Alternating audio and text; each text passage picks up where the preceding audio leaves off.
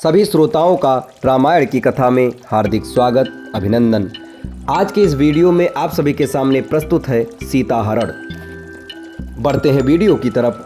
लक्ष्मण के जाने के पश्चात रावण को अवसर मिल गया। वह ब्राह्मण भिक्षुक का वेश धारण कर रावण सीता के पास आया और बोला, हे सुंदरी, तुम कोई वन देवी हो या लक्ष्मी अथवा कामदेव की प्रिया स्वयं रति हो। इस पृथ्वी पर मैंने तुम्हारे जैसी रूपवती लावण्यमयी युवती मैंने आज तक इस संसार में नहीं देखा है। तुम आखिर हो कौन, किसकी कन्या हो और इस वन में किस लिए निवास कर रही हो? कहाँ ये तुम्हारा तीनों लोकों में सबसे सुंदर रूप, तुम्हारी सुकुमारता, और कहाँ इस दुर्गम वन में विनिवास? ये स्थान तो इच्छानुसार रूप धारण करने वाले भयंकर राक्षसों का निवास स्थान है। तुम यहाँ से चली जाओ, तुम यहाँ रहने योग्य नहीं हो। सीता ने कहा, हे ब्राह्मण, मेरा नाम सीता है। मैं मिथिला नरेश जनक की पुत्री और अयोध्यापति दशरथ के ज्येष्ठ पुत्र श्री रामचंद्र जी की पत्नी हूँ।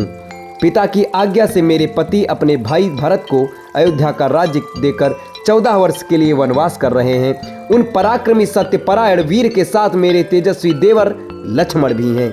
आप अतिथि हैं, अतः इस आसन पर बैठकर ये जल और फल ग्रहण कीजिए। मेरे पति अभी आते ही होंगे। अब आप बताइए महात्मन, आप कौन हैं और यहाँ किस उद्देश्य से पधारे हैं? सीता का प्रश्न सुनकर रावण गरज कर बोला, हे सीते, मैं तीनों लोकों 14 भुवनों का विजेता महाप्रतापी लंकापति रावण हूँ, जिसके नाम से देवता, दानव, यक्ष, किन्नर, गंधर्व, मुनि सभी भयभीत रहते हैं। इंद्र, वरुण, कुबेर जैसे देवता जिसकी सेवा करके अपने आप को धन्य समझते हैं। मैं तुम्हारे लावण्य में सौंदर्य को देखकर अपनी सुंदर रानियों को भी भूल गया हूँ और मैं तुम्हें ले जाकर अपनी भार्या बनाना चाहता हूँ। हे मृगलोचने, तुम मेरे साथ चलकर नाना देशों से आई हुई मेरी अत्यंत सुंदर रानियों पर पटरानी बनकर शासन करो।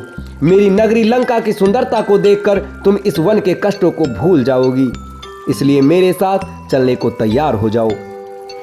रावण का निष्ठापूर्ण प्रस्ताव सुनकर सीता क्रुद्ध स्वर में बोली, हे अधम राक्षस, तुम परम तेजस्वी, अद्भुत पराक्रमी और महान योद्धा रामचंद्र के पराक्रम को नहीं जानते, इसीलिए तुम मेरे सम्मुख ये कुत्सित प्रस्ताव रखने का दुस्साहस कर रहे हो। अरे मूर्ख, क्या तू वनराज सिंह के मुखों से उसके दांत उखाड़ना चाहता है?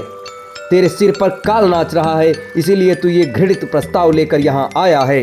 तेरी मृत्यु तुझे यहाँ तक लेकर आई है। सीता के ये अपमानजनक वाक्य सुनकर रावण के अत्यंत कुपित हो गया। आंखें लाल करते हुए उसने कहा, सीते, तू मेरे बल और प्रताप को नहीं जानती। मैं आकाश में खड़ा होकर पृथ्वी को गेंद की भांति उठा सकता हूँ, अतः समुद्र को एक चुल्लू में पीकर उसकी अपनी प्यास बुझा सकता हूं। मैं तुझे लेने के लिए आया हूं और लेकर ही जाऊंगा। ये कहकर रावण ने अपने ब्राह्मण वेश को त्याग कर विकराल रूप धारण कर लिया और दोनों हाथों से सीता को उठाकर अपने कंधे पर निकटवर्ती खड़े विमान पर जा सवार हुआ। इस प्रकार अप्रत्याशित रूप से पकड़े जाने पर सीता ने हा राम कहते हुए स्वयं को रावण के हाथों से छुड़ाने का प्रयास किया, परंतु बलवान रावण के सामने उनकी एक न चली। उसने उन्हें बांधकर विमान में एक ओर डाल दिया और तीव्र गति से लंका की ओर चल पड़ा।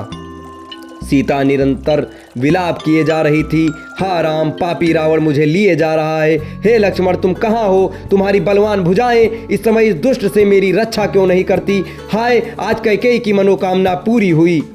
इस प्रकार विलाप करती हुई सीता ने मार्ग में खड़े जटायु को देखा।